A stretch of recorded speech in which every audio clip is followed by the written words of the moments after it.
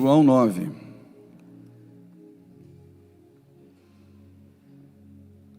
Olha o que diz aí. E passando Jesus, viu um homem cego de nascença. E os seus discípulos lhe perguntaram, dizendo: Rabi, quem pecou, este ou os seus pais, para que nascesse cego? Jesus respondeu: nem ele pecou, nem seus pais, mas foi assim para que se manifestem nele as obras de Deus. Convém que eu faça as obras daquele que me enviou enquanto é dia. A noite vem, quando ninguém pode trabalhar. Enquanto estou no mundo, sou a luz do mundo. Tendo dito isto, cuspiu na terra, e com a saliva fez lodo, e untou com o lodo os olhos do cego. E disse-lhe: vai, lava-te no tanque de Siloé, que significa o enviado. Foi, pois, e lavou-se e voltou vendo. Então os vizinhos e aqueles que dantes tinham visto que era cego, diziam: não é este aquele que estava assentado e mendigava? Uns diziam: é este, e outros: parece-se com ele. Ele dizia: sou eu. Diziam-lhe, pois: como se te abriram os olhos? Ele respondeu e disse: o homem chamado Jesus fez o lodo e untou-me os olhos e disse-me: vai ao tanque de Siloé e lava-te. Então fui e lavei-me e vi. Disseram-lhe, pois: onde ele está? Respondeu: não sei. Diga aí: não sei. Curve a sua cabeça. Pai, fala conosco nessa manhã de ceia. Eu sei que o Senhor já está falando, mas fala agora através da palavra. Quando a gente chega aqui, Senhor, e vê essa mesa posta, o Senhor já fala com a gente. Quando a gente tem a oportunidade de levantar as nossas mãos e demonstrar gratidão, como foi mencionado aqui, o Senhor também, enquanto nós falamos, o Senhor também já está falando com cada um de nós. Mas agora também nós queremos ouvir o que o Senhor tem a nos dizer através da Tua palavra. Revela a Tua vontade agora, trabalha dentro de nós, trabalha, Senhor, lá no íntimo de cada um que aqui está, nessa manhã que para nós é tão especial. É impossível, Senhor, chegar na casa do Senhor na manhã de Santa Ceia e não trazer à memória aquilo que Jesus fez na cruz por cada um de nós. O que Jesus fez foi o ápice, o que Jesus fez foi a mais clara demonstração de amor. Pai, nos sentimos amados em uma manhã como essa, e nessa hora, fala. Teus filhos ouvem, em nome de Jesus, amém? Pode sentar.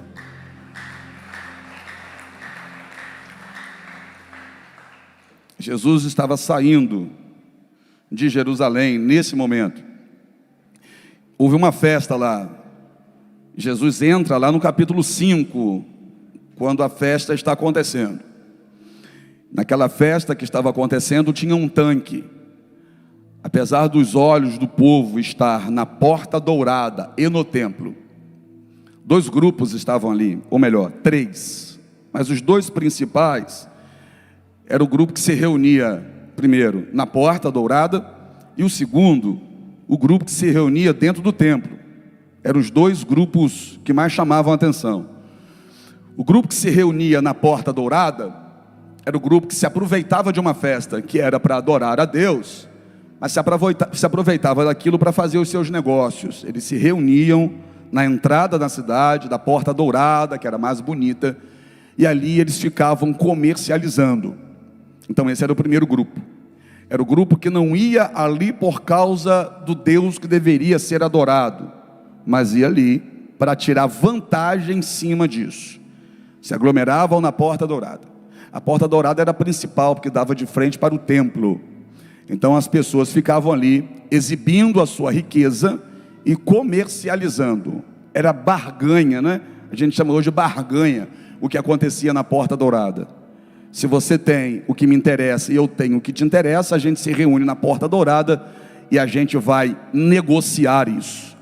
Entenda que dentro do templo tem um culto acontecendo, mas eles estão negociando na entrada da cidade, na porta dourada.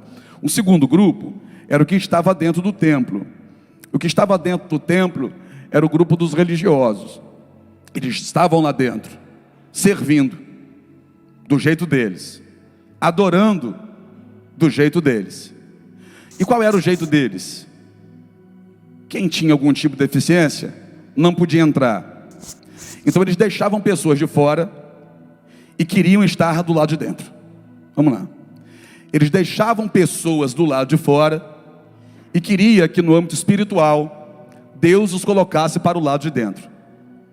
Eles queriam que Deus aceitasse a adoração deles dentro do templo, mas eles fechavam as portas para as pessoas que eles julgavam que não deveriam estar ali.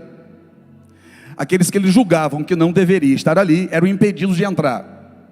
Eles entravam e queriam que Deus aceitasse a adoração deles do lado de dentro. Aí Jesus chega, e Jesus você sabe quem é. Jesus, o caminho, a verdade e a vida. Jesus, a fonte. Jesus, o pão vivo que desceu do céu. Jesus, o Filho de Deus. Jesus, a segunda pessoa da Trindade, entrou na cidade. Eu falei de dois grupos. Tem um grupo na porta dourada e ele passa direto, não fica com eles. Tem um grupo que está dentro do templo, que são aqueles que querem que a sua adoração seja aceita por Deus, mas eles vão dizer para alguns: você não pode entrar. Ou seja, ele não quer a sua adoração, ele só quer a minha. Ele não quer você, ele quer a mim. Ele não aceita você, ele aceita a mim. Esse era o grupo dos religiosos que estavam do lado de dentro do templo. Aí Jesus entra. E Jesus certa vez disse assim: olha, quem vê a mim, vê ao Pai. Eu estou no Pai, o Pai está em mim. Jesus vai dizer isso para os próprios discípulos, que olhando para ele vão dizer assim: Senhor, basta-nos que o Senhor nos mostre o Pai. Aí Jesus diz: espera aí, vocês estão até hoje comigo e ainda não entenderam? Quem me vê, vê o Pai. Eu estou no Pai e o Pai está em mim. Então esse Jesus, é esse que entra. E ele, quando entra, não para na dourada e nem entra no templo. Ele vai para os fundos. E lá nos fundos tem um terceiro grupo. E de quem é composto esse terceiro grupo? Daqueles que quem estava dentro do templo zombavam, viravam as costas, ignoravam. Aqueles que são ignorados por aqueles que estão dizendo que estão adorando a Deus, estão lá no tanque de Betesda. Aqueles que são desprezados por aqueles que querem que a adoração deles seja aceita no templo. Eles desprezam quem está lá fora e querem que a adoração deles seja aceita dentro do templo. Incoerência. Se fosse para o homem, tudo bem. Agora, para Deus, não. Eles estão dentro do templo querendo que Deus os aceite, mas eles não aceitam quem está no tanque. Eles rejeitam, mas querem ser aceitos. Eles desprezam, mas querem ser aceitos. Eles ignoram, mas querem ser vistos. Eles fingem que quem está lá nem existe, mas eles querem aparecer dentro do templo. Jesus não foi para estar com eles.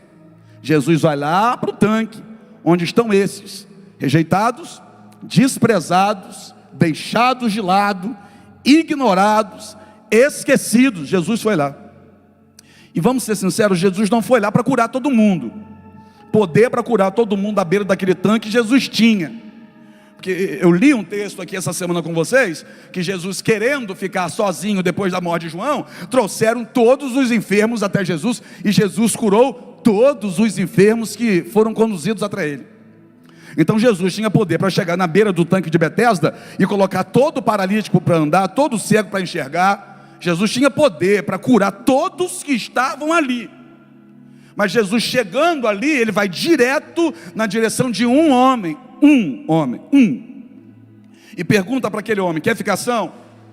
A resposta do homem é: eu não tenho ninguém que me coloque na água quando a água é agitada, mas sempre que eu vou, desce alguém antes de mim.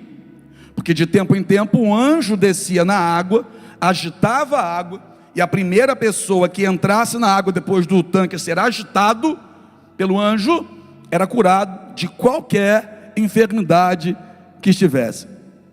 Quem está lá no tanque não pode celebrar no templo. Quem está lá no tanque não tem razões também para celebrar. Quem está lá no tanque não tem alegria suficiente para a celebração. Quem está lá no tanque não tem nem certeza se no outro dia vai estar vivo. Aí Jesus chega Jesus vai exatamente para lá. Porque se tem um negócio que Jesus gosta, é entrar na vida de quem precisa. Quem está na porta dourada não está reconhecendo que precisa, não. Quem estava dentro do templo achando que é melhor do que quem está lá fora, não está reconhecendo que precisa, não. Quem está na beira do tanque cheio de problema, vai ter que reconhecer que precisa. Vai precisar reconhecer que precisa. Jesus quebra o protocolo do tanque. Qual era o protocolo do tanque? É ficar esperando a água ser agitada. Esse era o protocolo lá.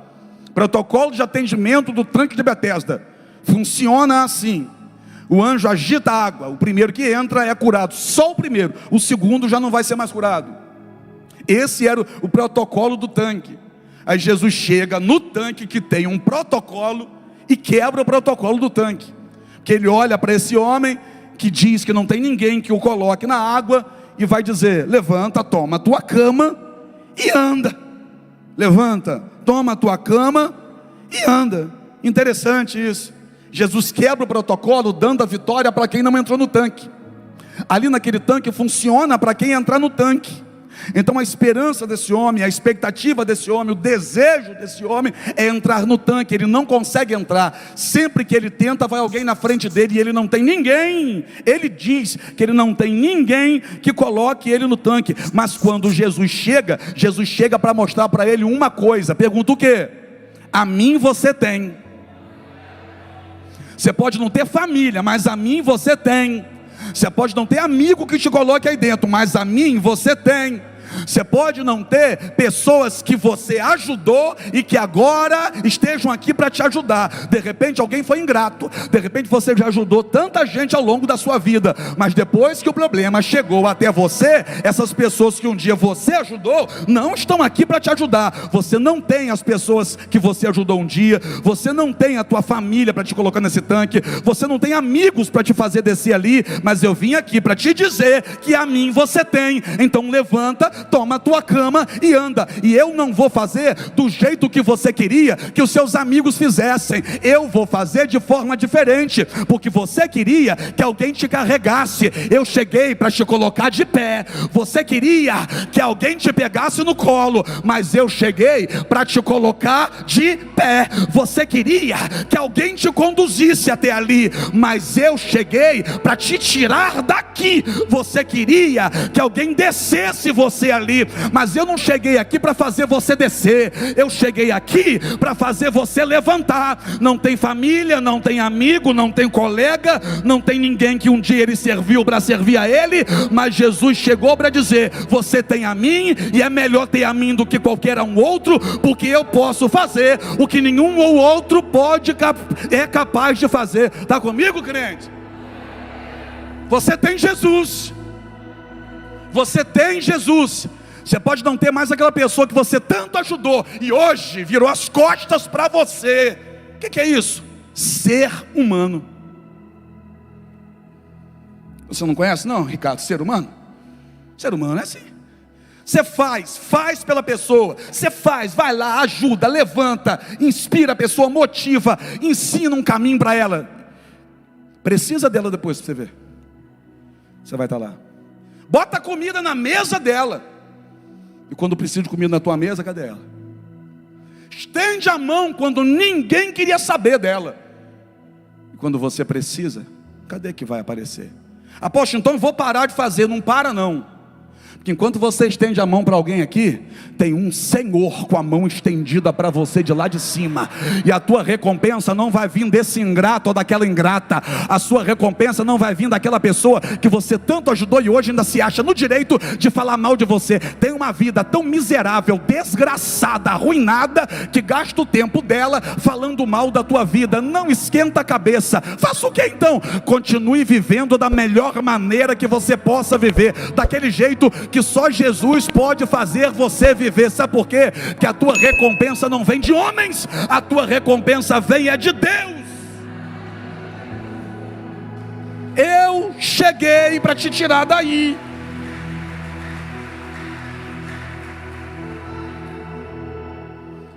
Será possível que esse homem aqui nunca na vida dele, Marcelo, fez nada por ninguém? Claro que fez.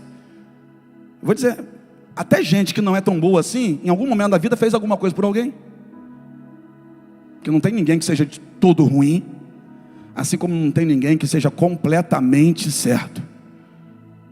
Então em algum momento da vida desse homem ele fez algo por alguém. Mas e as pessoas por quem ele fez? Estavam onde? Sei lá, de repente dentro do templo dizendo, aqui ele não pode entrar.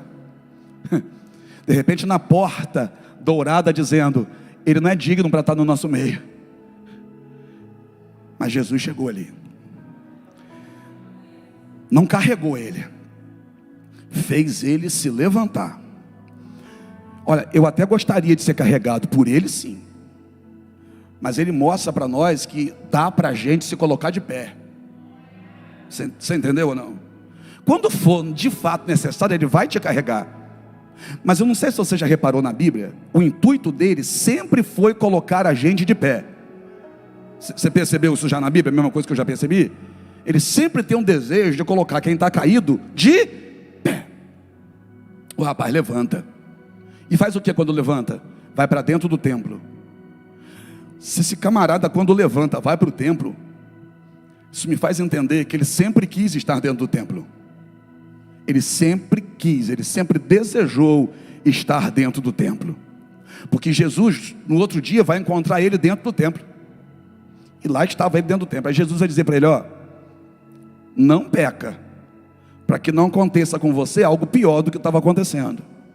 Então Jesus está dizendo para ele qual era a causa dele ter ficado do jeito que ficou. Pegou ou não? A culpa dele ter ficado do jeito que ficou por 38 anos, não era de quem não colocava ele no tanque. A culpa era do pecado que ele mesmo havia cometido. Aí eu volto àquilo que eu disse no início. A vida que você leva, a culpa é sua. A responsabilidade não é minha, não é dele, não é da tua mãe, é tua. Porque é você quem decide o que fazer com a vida que você tem. Jesus faz isso no capítulo 5. No capítulo 6, Jesus ainda está por ali, operando maravilhas.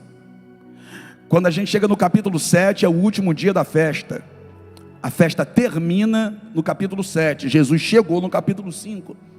No capítulo 7, mandam tirar Jesus da festa, porque Jesus estava pregando. E as pessoas agora, que iam lá para o templo, não querem ir para o templo. Lembra da turma do templo, os religiosos?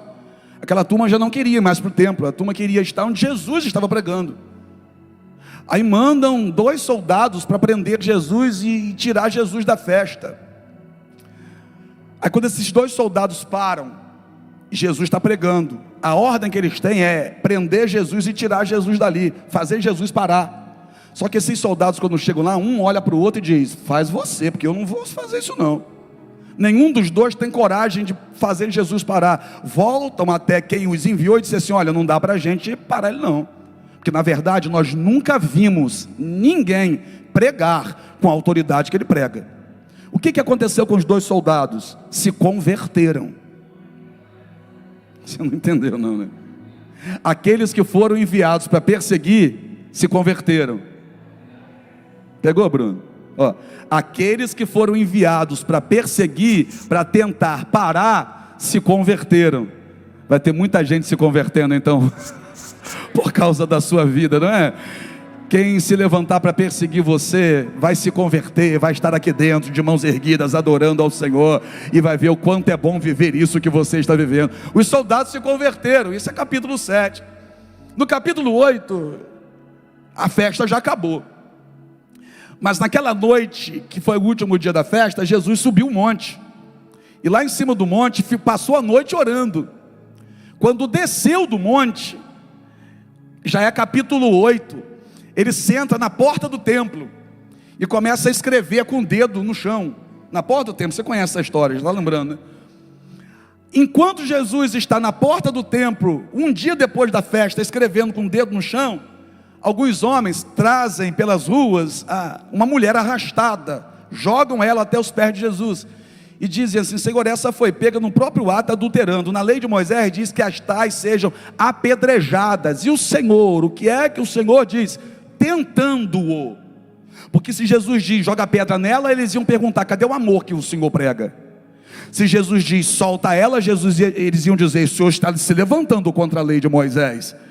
Jesus está na porta do templo, sentado no chão, escrevendo na areia. E jogam essa mulher aos pés de Jesus. Todo mundo ali estava errando. Todos eles estavam errando. Apóstolo, mas a mulher errou. A Bíblia diz, verdade, a Bíblia diz que a mulher errou. Mas todos eles estavam errando. Primeiro, que conduziram a mulher na direção errada. Porque se ela foi pega no ato do adultério, ela deveria ser apedrejada do lado de fora da cidade, não na porta do templo. Porque o templo era a casa de Deus. E na casa de Deus não é para ninguém apedrejar ninguém.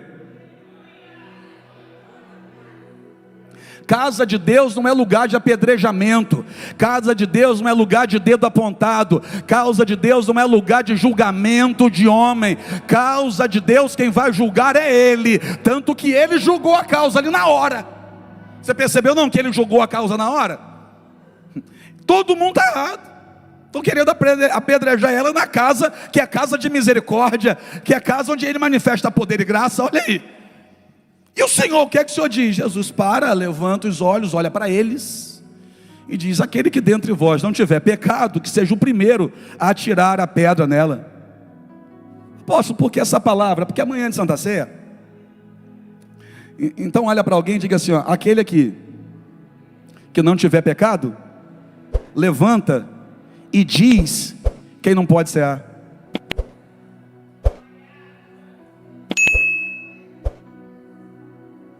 Estou abrindo a possibilidade para você fazer isso agora. Quem aqui não tiver pecado, olha que culto diferente. Quem aqui não tiver pecado, se coloca de pé e aponta para o irmão aqui que nessa manhã não pode cear. Faça isso agora. E eu oro para o demônio que tiver no seu corpo cair por terra. Volto para o texto. Quem não tiver pecado, que seja o primeiro a tirar pedra. Um olhou para o outro, pegou a pedra, jogou no chão, e cada um foi embora para a sua própria casa. Apóstolo, mas numa manhã como essa aqui na Semente do Amor, ninguém trouxe pedra na mão, mas quem sabe trouxe dentro da boca, uma pedra chamada língua. Todos vão embora, Jesus continua escrevendo. Depois Jesus olha para ela e diz: mulher, onde estão aqueles teus acusadores? Ninguém te condenou? Porque acusar é uma coisa, condenar é outra. Ninguém te condenou? Não, Senhor, não ficou ninguém. Então vá e não peques mais. Capítulo 8 isso. Capítulo 9, Jesus se levanta para ir embora. E aí é o texto que a gente leu. Jesus se levanta no capítulo 9 para ir embora. E indo embora, os discípulos vão ver um homem à beira do caminho pedindo esmola. Aí os discípulos olham para Jesus e vão dizer assim: mestre, quem pecou na casa dele? Esses infelizes ficaram esses dias todos do lado de Jesus e ainda não entenderam o que Jesus fez. Quem pecou na casa dele para ele nascer cego? Foi ele que pecou? Ou foram os pais dele que pecaram? Gente, eles acabaram de ver Jesus ali operando, libertando vidas, transformando vidas, perdoando pecado. E agora mais uma vez aqui na saída, eles já estão apontando o dedo para alguém. Por que nós somos assim? Por que o ser humano é assim? Jesus acabou de envergonhar os homens que estavam apontando o dedo para uma mulher. E agora eles, discípulos, estão apontando o dedo para um homem.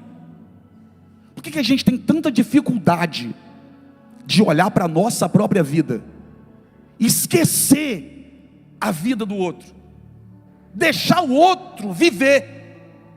Por que a gente tem tanta dificuldade de deixar de ser fofoqueiro, de deixar de tomar conta da vida dos outros? Eu quero que você me diga só uma coisa.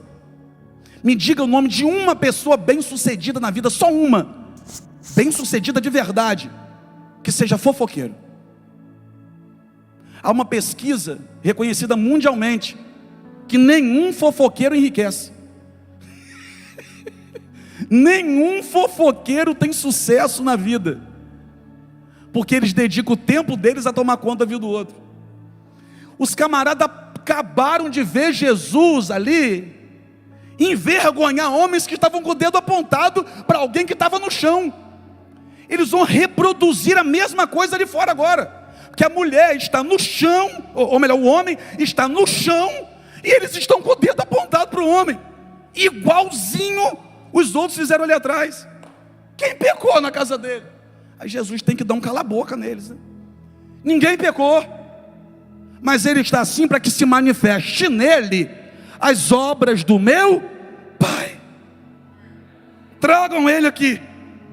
Aí trazem o homem até Jesus. Jesus cospe, faz lodo, terra misturada com saliva, mete terra com saliva nos olhos desse homem e diz assim para esse homem: vai e lava-te no tanque de Siloé. Ué, será que Jesus fechou o tanque de Betesda quando lá esteve? O tanque de Betesda estava com as portas fechadas? O tanque de Betesda encerrou o expediente? Porque onde o pessoal não ia buscar cura não era no tanque de Betesda, onde ele curou em João 5? Como é que ele manda agora ir para o outro tanque que fica 15 quilômetros dali, sendo que o outro fica logo ali atrás do templo? Vai, lava-te no tanque de Siloé. E o texto vai dizer que Siloé significa o enviado. E por que Jesus mandou ele para lá? Pergunta para mim, por quê?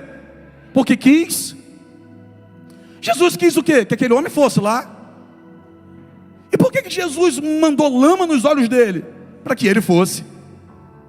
Porque no tanque a gente só vai, ou aquele povo só ia para lavar o rosto ou para beber água. Com sede aquele homem não estava. Então, se ele não tinha sede para ir ao tanque, Jesus deu uma razão para ele chegar lá. Você entendeu ou não? Se com sede ele não estava para ir ao tanque, Jesus deu a ele uma razão para ele chegar lá. O que? Sujou o rosto dele, meteu lama nos olhos dele. E agora? Agora ele tem uma razão para chegar no lugar onde Jesus decidiu que vai mudar a vida dele. Jesus soube direitinho fazer você chegar aqui, hein? Não é que Jesus soube direitinho fazer você chegar na casa dele? Você estava lá fora, quem sabe, sem razões para vir para um culto de domingo de manhã.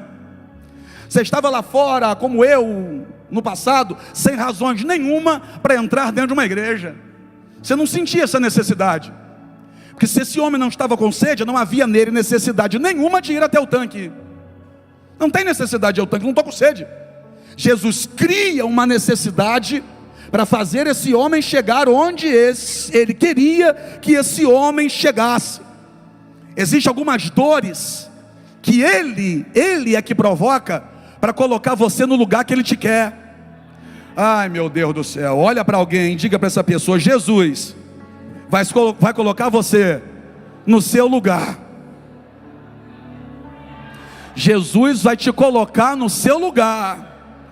Apóstolo, o que isso quer dizer com isso? Que Jesus vai me bater? Não, que Jesus vai te abençoar. Que é no lugar que Ele tem para você que Ele vai te abençoar. É no lugar que Ele tem para você que Ele vai transformar a tua vida. É no lugar que Ele tem para você que Ele vai fazer milagre em você. Então quando eu digo Jesus vai te colocar no seu lugar, você já pensa mal. Sabe por quê? Que a tua mente é contaminada.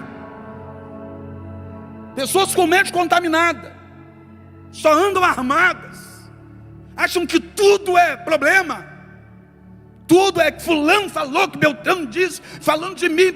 Ei, relaxa, respira, porque nessa manhã Jesus vai te colocar no seu lugar. Só que para te colocar no seu lugar, Jesus faz algumas coisas que você não gostaria que Ele fizesse. Ou você acha que esse rapaz gostou de receber lama no olho? Você gosta de receber uma brastada de lama nos olhos? Claro que não. Então, para te colocar no seu lugar, Jesus faz coisas que incomodam. Para te colocar no seu lugar, Jesus faz coisas que te tiram do seu lugar anterior. Como é que esse camarada fica agora sentado ali pedindo esmola com a cara toda suja de lama? Então, com a cara suja de lama, não tem como ele ficar onde ele estava. Sim ou não? Então, depois de Jesus ter feito aquilo que Jesus fez, não tinha como ele continuar no mesmo lugar. Depois de Jesus fazer algumas coisas na sua vida, não tem como você voltar para o lugar que você estava antes. Ou tem? Tragam ele aqui, tirou ele de lá e colocou no rosto dele uma impossibilidade de voltar para lá. Não dá mais para voltar para lá. Olha aqui, não dá mais para voltar. Jesus te chamou para caminhar para frente. Não dá mais para ter a mesma vida. Jesus te chamou, e quando Ele te chamou foi para te tirar daquela vida lá.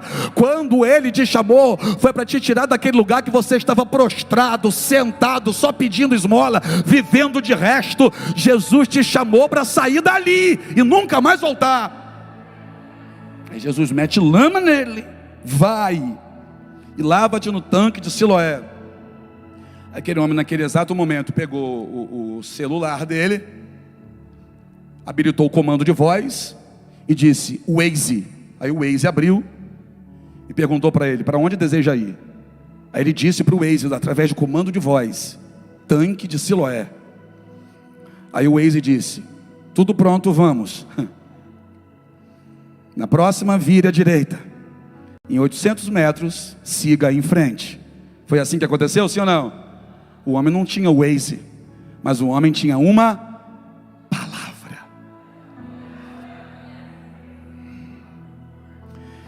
Ele tinha uma palavra. E quem tem uma palavra que vem dele, não fica perdido no caminho. Quem tem uma palavra que vem dele, não fica sem saber para onde virar. Quem tem uma palavra que vem dele, não para no caminho para gerar distrações. Quem tem uma palavra que vem dele, vai exatamente para o lugar que a palavra direcionou.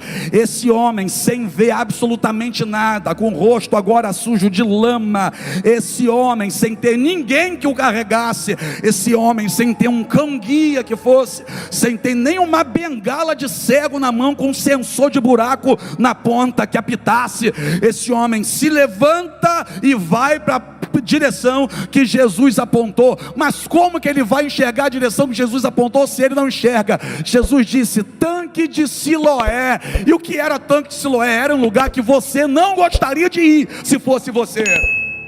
Pergunta para mim por quê? Você não gostaria de ir no tanque de Siloé? Se Jesus mandasse você para lá, você dizia: ah, Senhor, para lá não. Porque em Lucas 13, caiu uma torre lá e matou um monte de gente. Então a região de Siloé era conhecida como região de maldição, queda de torre, gente morrendo. Caiu uma torre lá e matou 18 pessoas. Foram 18 mortes ali. Aí Jesus manda esse homem ir para um lugar sem enxergar, que é conhecido como um lugar onde 18 pessoas morreram, no mesmo lugar que Jesus está mandando ele ir. Parece piada, parece que Jesus está decidido a zombar desse rapaz. Que negócio é esse?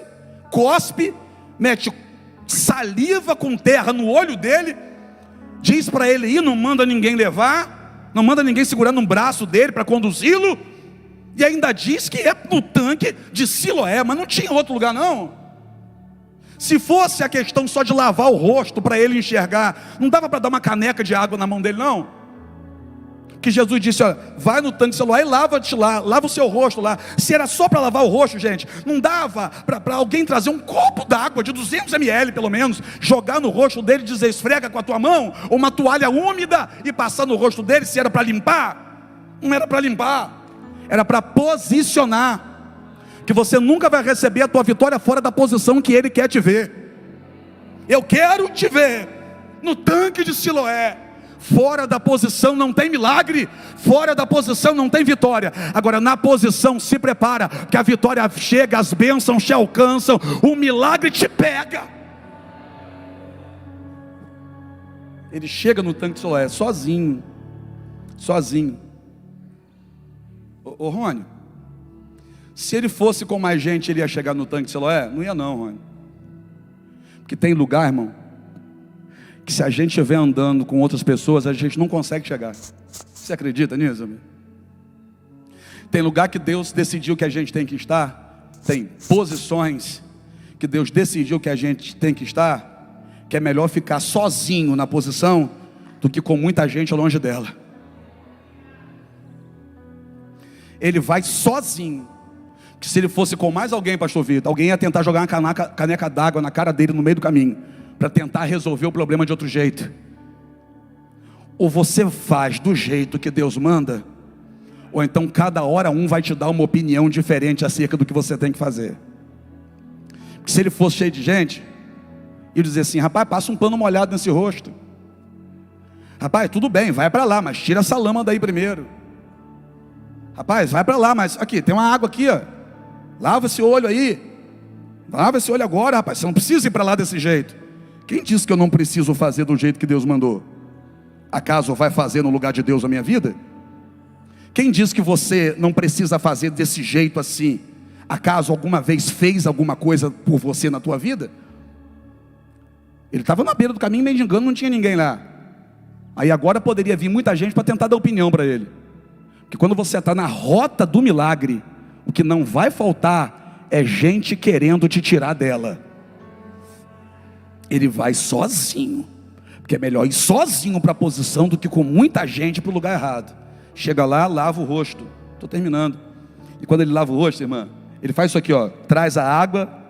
E quando ele faz isso aqui, ele está vendo. Ele viu, nunca havia enxergado, e agora estava vendo, irmão. Irmão, uma coisa deve ser terrível, né? A pessoa enxergar, depois deixar de enxergar. Ele não tinha referência, a não ser através da audição e do tato, né? Ele não sabia como era o Marcelo, ele não sabia como era o irmão, ele não tinha como ver. Se ele não sabia como era o outro, ele também não sabia como era ele.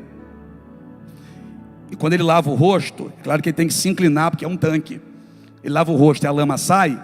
Quando a lama sai, ele vê quem? Ele. E quando ele viu de fato ele, como ele era, está no texto que ele volta diferente. Você não viu não, que está no texto que ele volta diferente? Quando ele se enxergou como de fato ele era, está no texto que ele voltou diferente. Ele voltou diferente porque ele voltou vendo, não. Ele voltou tão diferente que quando ele chega lá, os vizinhos dele, vizinho é quem vê todo dia. Vizinho é o camarada que te vê todo dia. Os vizinhos olharam para ele e disseram: ué, parece com o rapaz que fica ali pedindo esmola? Parece. Alguns disseram: não é ele não. Aí outros disseram: mas parece com ele. Aí ele levanta a voz e diz: sou eu. Ele está com a roupa igual, só que a postura dele está diferente. Quando ele se viu como de fato ele é, a postura dele mudou. Não é enxergar o outro que me faz mudar, é me enxergar que me faz mudar a minha postura. Pergunta para o teu irmão: já se viu no espelho hoje? Você tem orgulho do que você vê no espelho? Aí agora eu vou trazer para todos os âmbitos. Você tem orgulho do que você vê no espelho? Ou quando você se olha no espelho, tem um semblante caído lá. Quando você olha no espelho, você dá de cara com a tristeza. De quem é a responsabilidade? É minha? Acaso eu sou palhaço para fazer você rir, para você melhorar no espelho? Não. A responsabilidade é sua. Por quê? Porque a Bíblia diz que um coração alegre aformoseia o rosto. Essa tristeza estampada na tua face é um sinal de como está teu coração. Eu não tenho domínio sobre teu coração. Quem pode dominar o teu coração é você mesmo. Então de quem é a responsabilidade pelo semblante caído? É da dívida. E se eu disser para você que tem gente que não tem nem o que comer direito hoje, mas nesse exato momento deve estar sorrindo? Ou você não conhece, no bairro onde você mora, uma família de 15 pessoas, que ganha um salário mínimo, mas que você quando entra na rua, tem uma fumacinha de churrasco lá, e tem gente gritando, tem gente dando risada e dando glória a Deus. Vai dizer para mim que você não conhece? De repente não tem picanha, tem linguiça fatiada para render. De repente são 5 quilos de pão de alho para poder encher o bucho primeiro, para no final, depois que os cunhados foram embora, trazer o pedacinho de carne e botar lá. Mas já reparou que tem alegria? Já reparou que é gente que dá risada? Já reparou que é gente que agradece a Deus? Então qual é o problema? Onde que está a dificuldade? Bata no peito e diga: está aqui dentro. Examine, pois, o homem assim. Quando ele lavou o rosto e se viu, ele falou: opa, eu nunca mais vou andar de cabeça baixa, eu nunca mais vou pedir esmola, Eu nunca mais vou ficar chorando pelos cantos. Eu nunca mais vou viver do jeito que eu vivia. Eu nunca mais vou ficar daquele jeito, não. Eu me levanto hoje. Ele volta de postura diferente. Ele volta de cabeça erguida. Ele volta com um sorriso na face. Por quê? Porque é impossível se colocar na posição que Jesus queria e continuar do mesmo jeito. Vai para onde? Tanque de Siloé. Fazer o que? Lava-te lá. Como assim? Eu quero que você se enxergue. E você só vai se enxergar como você é, no lugar que eu quero que você esteja. Jesus não queria que ele visse o outro. Jesus queria que ele visse a ele mesmo. É por isso que Jesus manda ele para um lugar onde ninguém vai junto dele. Minha irmã Reginéia, se Jesus mandasse ele para o tanque de Betesda, sabe o que ia acontecer? Pergunta para mim, meu irmão, o quê? E um monte de abiúdo atrás dele para ver o que ia acontecer. Mas como Jesus disse assim, ó, vai no tanque de Betesda, 15 quilômetros, eu que não vou. Eu vou com ele, não, 15 quilômetros. Jesus tinha certeza que para o tanque de Betesda ninguém iria atrás dele, Laura. E o que Jesus queria? Jesus queria que ele se visse primeiro. Se ele vai no tanque de Betesda e lava e enxerga, ele ia abrir o olho e olhar para qualquer um que estivesse na frente dele e enxergar o outro. Enxergar o outro não me muda. O que me faz reconhecer que é necessário uma mudança é enxergar a mim mesmo. Olha para alguém e pergunta: já se viu hoje? Ah, poxa, eu dei uma ajeitadinha no cabelo que eu levantei em cima da hora. Irmão, eu também. Eu vim correndo. Hoje não dá tempo de chegar ao culto. Por quê? Porque eu estava cansado, dirigi muito ontem, pegamos estrada, apaguei, levantei em cima da hora do culto e vim correndo. Eu acho que eu não sei se eu me vi no espelho, eu não lembro direito, mas eu sei que eu estou aqui para cultuar o meu Deus, porque há uns 20 anos atrás ele fez com que eu conseguisse me enxergar, e quando eu consegui me enxergar, eu entendi lá atrás que a minha postura precisava mudar. E é por isso que eu estou aqui diante dele. Fique em pé comigo aí, irmão, para a gente terminar.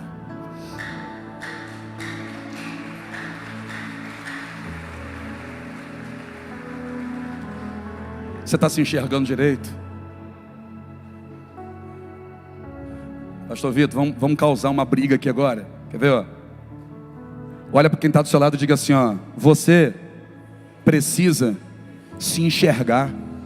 Vê se te enxerga. Que é isso, apóstolo? É no bom sentido. Que se essa pessoa se enxergar, ela vai entender o quanto ela é especial. Se essa pessoa se enxergar, ela vai parar de ficar se humilhando por aí.